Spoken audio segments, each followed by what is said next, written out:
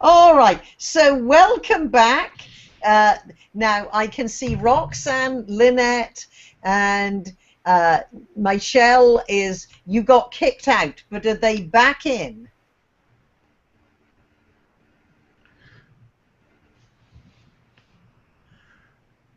Yeah, I got kicked out, but I'm back in now. Okay, so what I'm going to do, mine just left. So what I'm going to do, Paul, is I'm going to let you, can you handle it with everybody? You handle it, and what we're going, Dave and I are going to coach George. Okay. So let's go back to each line. So go back, you've set the time, my wife. So we say, or my wife, in fact, why don't you give the best lines to your characters? So tell us, your wife is saying, wife, Brenda says, let's stay home. My wife, Glenda, said, let's stay home, relax, just read a book. I totally agree. It sounded great. So we sat down. Okay. So then, what you want to do is just say, sounded great. Sounded great. You don't have to say, I thought that sounded like it. Sounded great. It sounded great. We both sat down, popped open our books, started reading when Glenda turned to me. When Glenda said... No. So you don't have to tell us. You just imagine you're sitting down reading your book. Okay, imagine just sitting down reading your book. So she says, let's sit down and read a book. Okay, sounds good. Glenda said, let's sit down and read a book. Sounds good to me, yes. She asked for Glenda wanted a can of Coke. No, okay. I can do the same. I can 3 pages. How about this? You want to make it funny. Yes, and I do. Dave, when you have a comment, put your hand up. Okay. Okay. So, 1 paragraph and 2 sentences later. Sweetheart, would you go get us a Coke? Okay, Dave's nodding. He agrees. All right? Sweetheart, can you go get us a can of Coke? I went into the kitchen, got us both a can of Coke. No, what you're now going to do is somehow, because you imagine, you're going to walk to the kitchen. You're not going to say, if she says go to the kitchen and get us a Coke, just walk, pick them up, and come back. Okay. I walk into the kitchen, pick up the Cokes, bring them back. But you understand, when you're in the contest, you're not going to say that. Okay. You're just going to get up out of your chair. In fact, Dave, why don't you model this? Get up of your chair, walk into the kitchen, open the refrigerator, take out the cans, hold one like this to close it with the other hand or something. Good. Okay. So you can see Dave is also coaching you, modeling you. Don't say that. Now, you just have to do it. Yeah, so Dave's even having a sip of his before he brings Brenda's back. That's the way I am. What can I say? Exactly. Good. Good. And so I will do those motions. Come in, I hand her a Coke. I will do all this in mime. Yes, exactly. I will sit down and continue drinking my Coke. And Honey, you're going to obviously love you're going to love yours and enjoy it. And then you're going to look around, or somehow you're going to communicate. You see, the more you're pantomiming enjoying your Coke, the funnier it's going to be when whatever her reaction is. I turn to her. I'm miming. I'm joining the Coke. I turn in that direction to her. But you don't turn until she says something. So, Dave, imagine you're drinking your Coke. You looked forward to it, and suddenly something's wrong. George, there's wires in my drink. Okay. Now, I bet Darren would say can is funnier than drink. Yes, I'd agree with him. There's wires in my can. Now, and I bet now, I don't know, I'm not married, but perhaps she might say, George, what did you do? There's wires in my can. Even better. She would. So now we're adding conflict, because not only are there wires in the can, she's blaming you. And Right. and I'm sure, look, Dave is nodding, because every married man knows that take responsibility even if you had nothing to do with it, and now people will laugh because you've got an emotional connection. Okay. And the women will think, yeah, I wonder what he did do. Yes, yes. We talk about antifreeze all the time. Yes. Good. All right. Okay. So now I can stand up, go over and grab the can of Coke from her. Yes. Look, and sure enough, there are wires in that can. Now, but what I want you to do, though, and you're going to look in there, so you're going to go over, take it, look in, and look up and say, you're right. Now, so again, I think that's going to be funny, the fact as if you doubted. Because let's face it, most of us don't want to think there could be wires in your Coke. And Right. so she's and we understand Brenda thinks you walk on water and would never. This is comedy, which is exaggeration. So you're going to exaggerate she's blaming you, and then you're going to, she was right. You're right, as if you doubted her as well. Okay. Okay. But I look in the can. Sure enough, there are wires. How could I have doubted her? No, no. But you see, you're not going to say any of that. Okay. Dave, I want you to model it. I want you to sit down. All right, you can get up. You want to get up, you can model it. So she says, George, what did you do? There's wires in my can.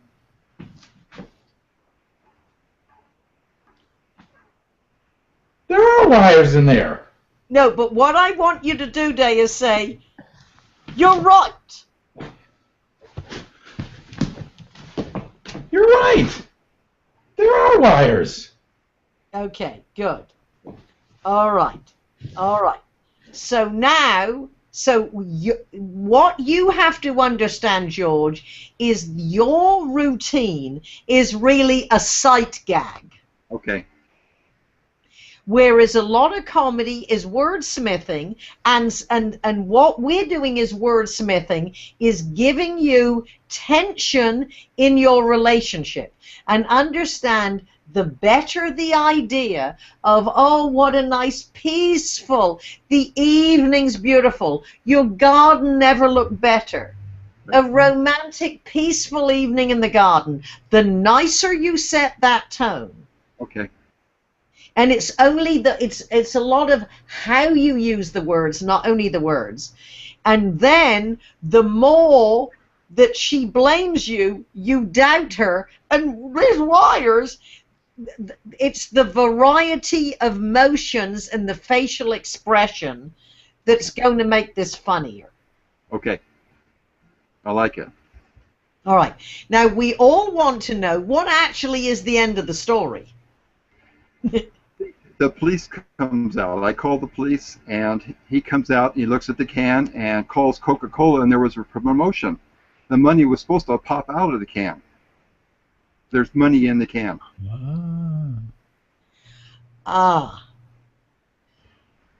And the police actually came out to look at your can. And they're my heroes, and they saved us. There wasn't actually a bomb. It was just the money got stuck in the can and did not pop out. Okay, so you're supposed to open the can and money jumps out. Absolutely, yes. Okay. Well, I don't know where you're going. However, when the police come out, the line that immediately comes to mind is, you call up the police, they come out. And then you kind of look around to the audience as an aside and say, your, so I don't know what the right words are, but your tax, your tax money at work. Okay. Because the Dave and the rest of our mastery members, their money, their money is paying for the police to come out. Right. All right, good. And I don't know, and Dave has a comment. And that is, it's not the police, it's the bomb squad. Okay. Oh, okay, good. Don't let the facts get in the way of a good story. Exactly. Thanks, Dave. That's brilliant. That's brilliant. Because as Darren says, a story has to be emotionally true. Right, and right. you do have to exaggerate, and this is a humorous contest. Brilliant idea. Best observation of the night came from Dave. Yeah, you call the bomb squad, and I want 6 burly guys in however you can describe their gear. You need to go online and Google around, or look at a movie clip. What do they look like? So 6 of them come out. Okay. Now, Dave, if the bomb squad came out, what would they ask them to do? Go hide behind the fence? Probably, yeah. Yeah, I imagine they'd send them out of the house, clear the house out, and... Oh, yeah, exactly. Will you go in the house, grab your valuables, and go to the end of the block? Right. Or stand over there, because you want to see what they are doing. But so grab your valuables and get out of harm's way. Right. And then one thing that's in the middle, but I can get rid of it, is I fished out the tank because I remember there was money in there. Greed took over, and I fished out the can to look at what was in there. But I could have blown myself up doing that. But I can take that out. Yeah, you see, we don't want you or anyone to know that there actually was money in there. Okay. Okay, I like it. Because you're giving away. Your wife is concerned. Oh, yeah. You're really concerned because there are wires. It could be. Yeah. So, one, you call the bomb squad, and maybe you're the hero. I'll call the bomb squad, or rush to the house. Bomb squad. Is this the bomb squad? Okay. Okay. So 6 burly guys come, with 70 pounds of equipment. They say, go in the house, grab your valuables, get in your neighbor's yard. Okay. I like it. Yeah. And then, and then then they're going to call Coca-Cola. Yes. And say, Was there any promotion going on right now? Well, no, they don't ask. They say do you have a strategy to kill your customers? Now, you might come up with something funnier, but that's what immediately comes to mind. They say, no, but we do have a promotion where if you open the can, your money comes back. That's great. And maybe one of the bombs said, sir, that is an incredibly brilliant strategy if you want to blind your customers. Absolutely. Okay. Dave, can you think of anything funny? And really so just while Dave is thinking of any funny comments or lines, Paul, do we have our participants back with us? Yes, we do. There are 7 viewers online, and we also had a question or 2 in the chat window that I wanted to... Okay. Well, while Dave is getting his very brilliant thoughts together about what the bomb squad might say, what are the questions? Roxanne Anderson asks, how does this tie to the idea of greed? Right. In the middle. Well, that will come at the end. Greed. You know something? Or lose greed. That brings up a very good idea, because that was so long ago, I'd forgotten it. It's a better opening without it. I mean, the greed was a distraction. And the story is funnier if it's about a bomb than if it's about greed. Greed isn't really all that funny. Could be a bomb is funny. And I don't know that the greed was necessary at all. I mean, yes, there was money in it, but with this telling of it, you're not really going to know that until the bomb squad clears it with Coca-Cola, and they said, look inside, there's money. Right. And then the policeman, one of the 6 burly guys, hands you this Coke and says, here, this is yours. And you look in it, and it's $10. money. Yeah. Hey, Okay. I can buy 2 whole cases. Good. Now I think Dave has got that. In fact, Paul, can you set up a poll for everyone to answer? Do we, shall we remove greed? Now, what we assume by that at the beginning, because I would agree, and because I'd totally forgotten about greed.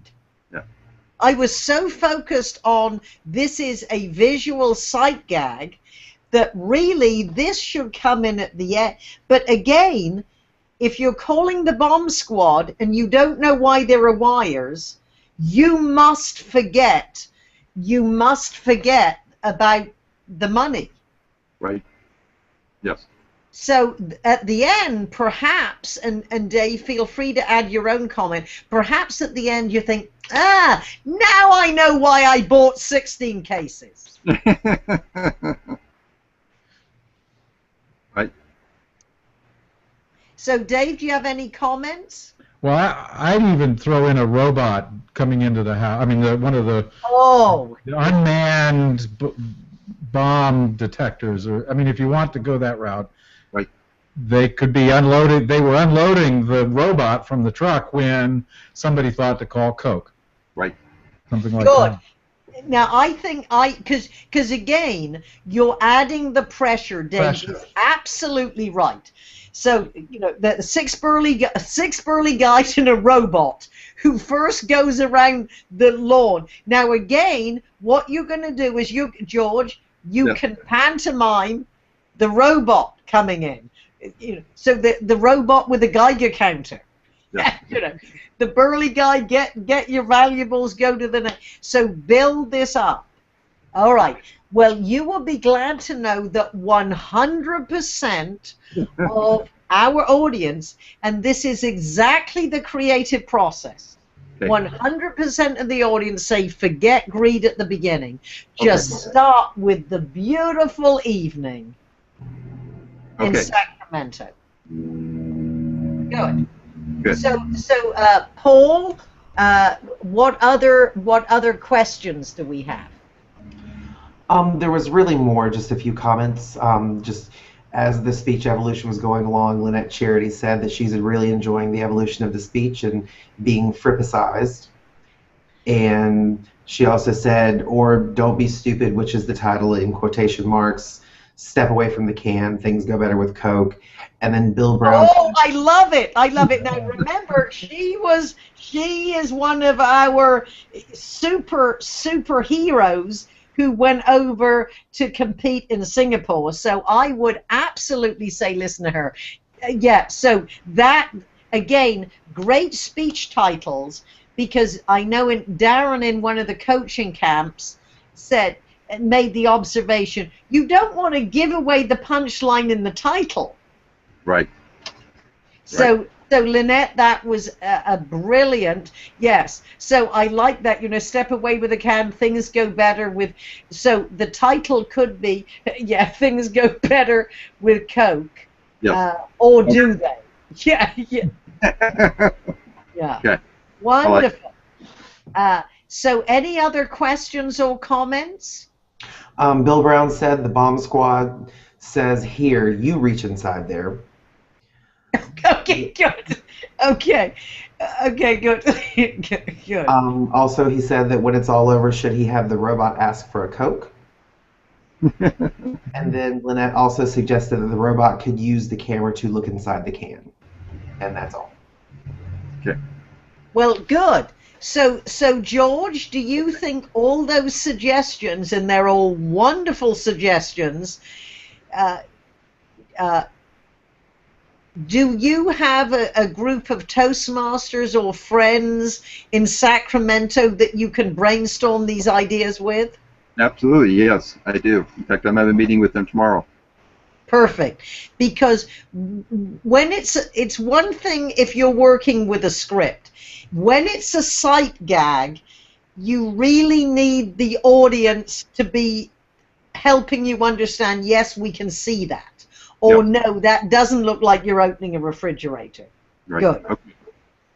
So, Great, thank you. Dave, any comments from you? No, I think it's it's much funnier this way. All right.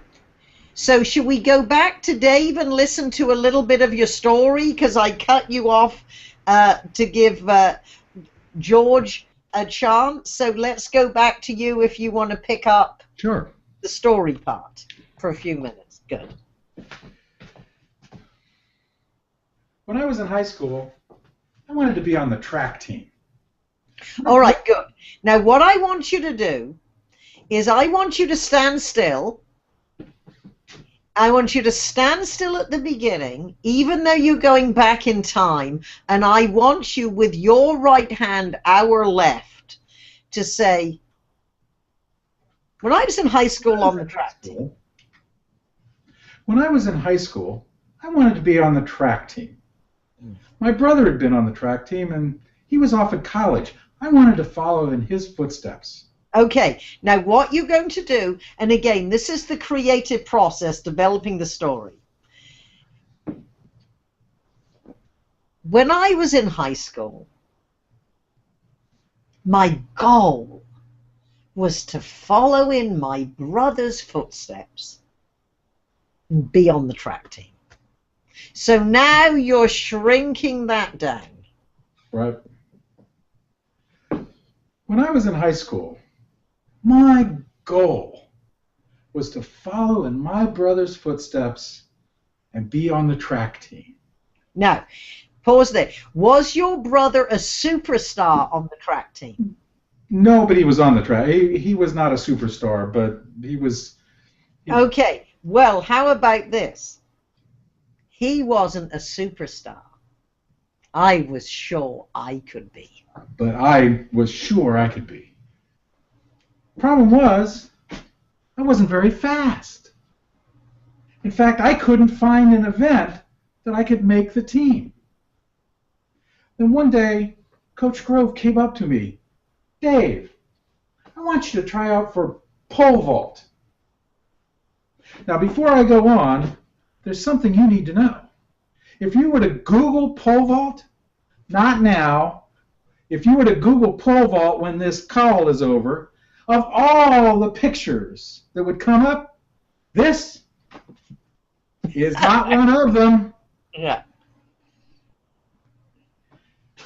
But Coach, I've never tried pole vaulting. I don't know anything about it.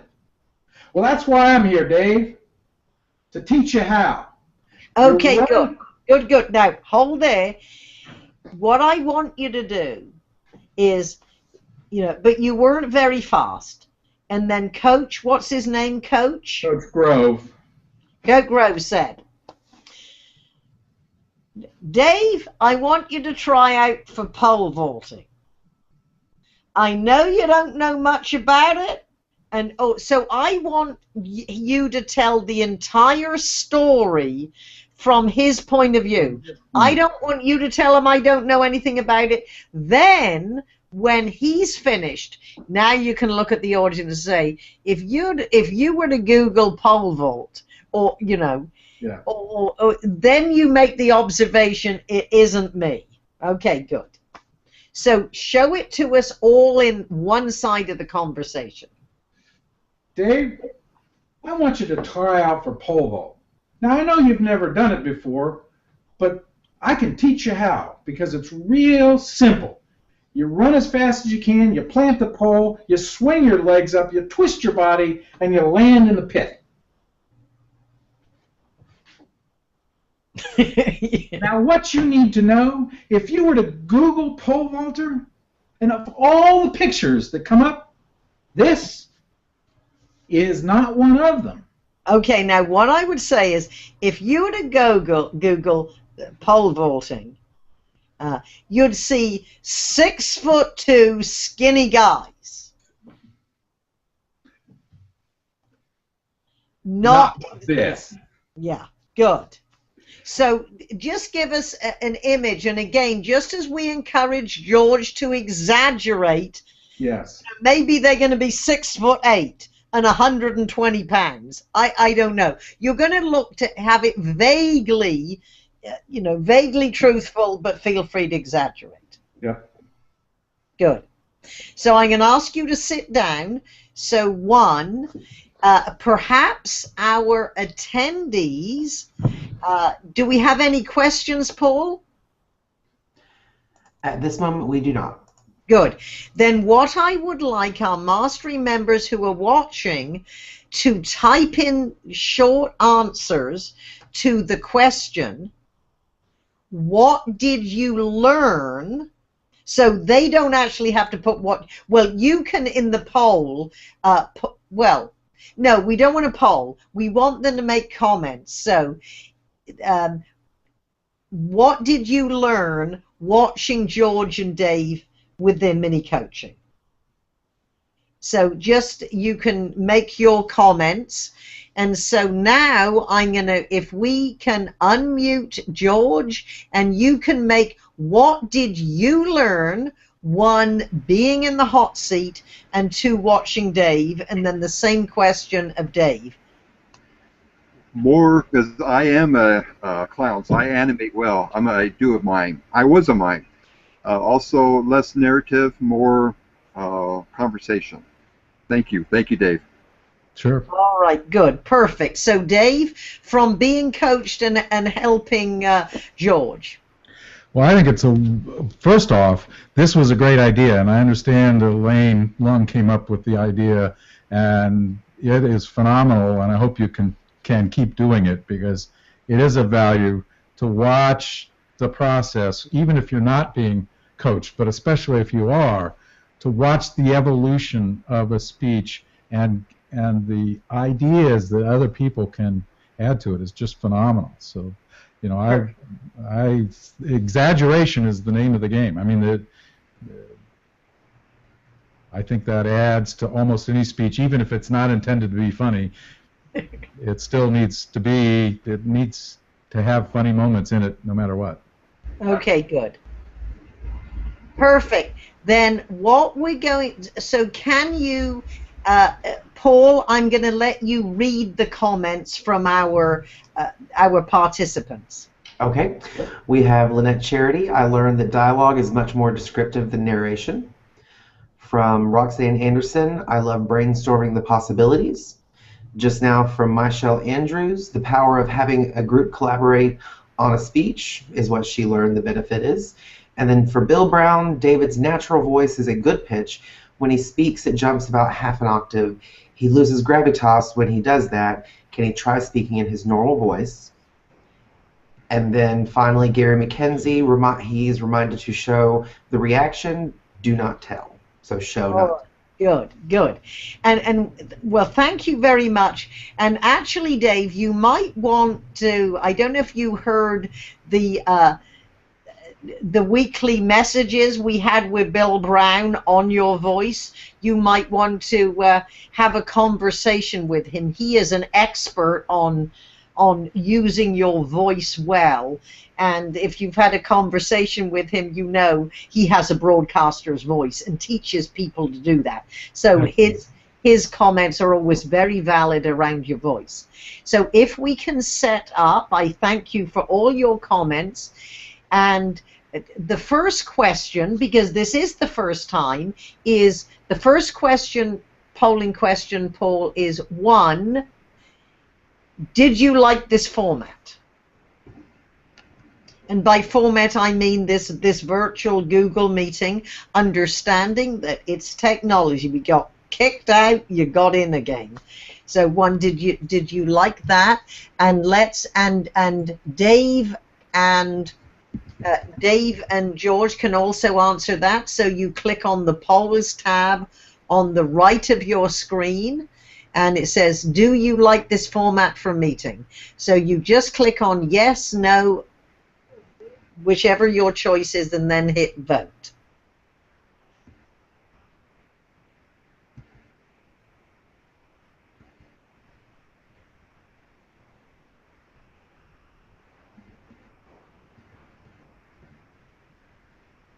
Well, I'm trying to be peaceful, so you have chance to do that. While they are voting, just wanted to throw in, Roxanne Anderson said that she agrees with Bill to relax, and you may lose vocal variety when your voice is consistently high. And Michelle Andrews, watching how Patricia interacted with the speakers, is what she enjoyed. And then Gary said, this is a very good format, and he would like to know if Bill Brown could be a guest. Well, I am sure Bill Brown would love to be a guest. So, okay, so 100% like this format.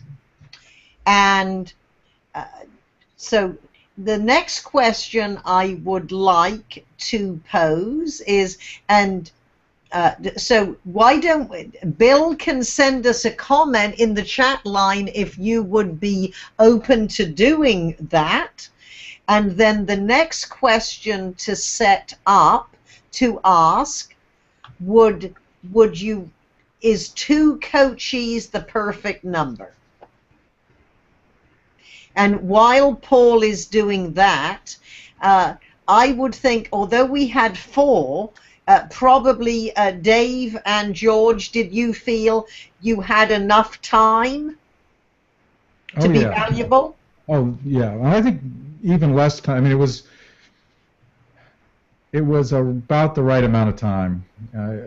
Certainly, I think 4 would have been too many in an hour. Maybe 3. Okay. We could have done 3, perhaps, but all right. Certainly no shortage of feedback. So I'm pleased. All right, good, wonderful. And I will remind everybody that when we have these meetings, of course, it's really nice when we have a live audience that engages, especially the quality of the feedback that you were giving people, ideas that I didn't think of, because one, that's the quality of Mastery members. They are more experienced, and I would say for many of the Mastery members, they're also Fripp VT members, and we are having a user group meeting on Thursday where I'm interviewing one of my friends who's written 2 of the best speaking books I've read. His name is Rob, and he's a corporate communications expert, and he also went and became an actor, and he's made commercials and had some roles. He's made money just to take the techniques into corporate communications. So he's very interesting. All right, good. So good. So we have a couple of comments, Paul. So one, okay, 92% said 2 was the perfect number. So I would like the 8%, who is probably one person, to go into the chat box and make a comment why they said that. I mean, there's no hard and fast rule. We are just trying. I'd like to know why. And certainly, I'm sure, has Bill told us that he would be happy to be a guest? Yes, Bill said he would be happy to be a guest. And Roxanne Anderson said that she would try 3 coachees. Okay, perfect. Okay, good. Wonderful. So perhaps if we have a guest and 2 coachees, or we could try 3 coachees. So good. Perfect. Well, with that, do you have any concluding remarks, Dave? Wonderful. Thank you all for listening, and I learned a lot, and look forward to implementing it. Good. And George, any concluding remarks? Yeah, same thing. You've helped me turn this speech around to something that's going to be hilarious. So thank you so much to everybody. Good, perfect. Well, thank you very much for tuning in to the first Fripp Mastery member event, and based on your enthusiasm, we will do it again. Realistically, based on my travel schedule, it will not be probably till the end of October, beginning of November. Now, one more question. When you register, even if you can't attend, you get a replay link. So the question to put in the poll is, do we send the link to the mastery members who didn't register?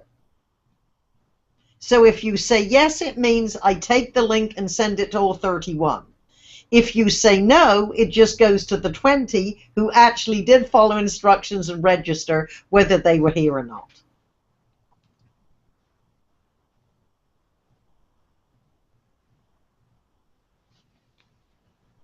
Just look at the polls. And while you're doing this, I'll make a couple of observations. And that is one, as I hope you notice, I actually look better than George and Dave. And this has nothing to do with good looks. And It has something to do with that. No. It has to do with the lighting in my office. So one, if you do your own virtual meetings, you need a good webcam. And we have a webcam, and this isn't a laptop. This is a big screen computer with a webcam sitting on top, and I have lights above me which were built when we had this office designed. Harold, my assistant, put 2 lights that come forward, which can get very hot. So I only put them on for meetings, and then as you can see, I have a backdrop behind me, which is one of Harold's photographs printed just on a board at Kinko's that we put behind. Because if I took it down, it would look like shelves and messy. Okay, so do we send the link to the mastery members who did not register? 63% said yes, 38% said no. Ooh, conflict! I love it. Well, would you say, George and Dave, that we go with the majority and not send it? No, the majority says send it. I think yes means that it should send it to everyone anyway. Okay, so you're explaining my poll to me. I'm one of the 38. I think people should. Oh, I see. So the majority said yes. Yes. Now the 38% said no. Now this is an anonymous poll, so none of us know who said no. I think it's one of the benefits of being a mastery program, is receiving something from you. Yep. Well, of course, I wasn't going to send it to all the other Edge members. I was only going to send it to other mastery members. But it would be the 11 mastery members who didn't register. Right. So I'll just go with the majority and I will do it, but we'll tell them in future, you have to register. This is the last time we're going to do this. Okay. Is that fair? That's a compromise? Okay. All right, well, I will, on behalf of everyone who watched, I'm giving Dave and George applause.